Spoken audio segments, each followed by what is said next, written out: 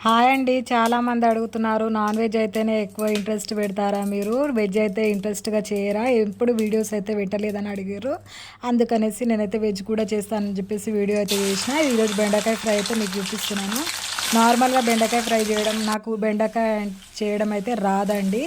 ఈ బెండకాయలు అయితే నేను ఫ్రై అయితే చేద్దామనేసి చిన్న చిన్న ముక్కలుగా కట్ చేసుకొని మామూలుగా ఆయిల్‌లో డీప్ ఫ్రై అయితే చేసుకున్నాను. డీప్ ఫ్రై చేసుకున్న తర్వాత అదే బాండీలో కొంచెమంత ఆయిల్ అయితే వేసుకొని జీలకర్ర, ఆవాలు, ఇంకా శనగపప్పు వేసుకున్నాను. బాగా వేగిన తర్వాత పచ్చిమిర్చి కూడా వేసుకున్నాను, కట్ చేసిన ముక్కలు.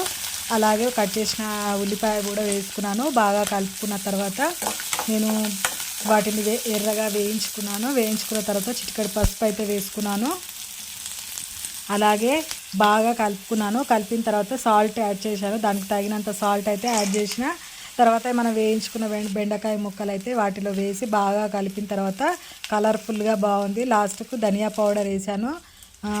తర్వాత కలిపేసిన తర్వాత ఇంకా లాస్ట్ ఫైనల్లో మన కొత్తిమీర వేసి అయితే గార్నిష్ అయితే వేసుకున్నాను. సూపర్గా వచ్చిందండి. బెండకాయ తినని వాళ్ళు కూడా ఇష్టంగా తింటారు. మీరు ట్రై చేయండి. Thank you for watching.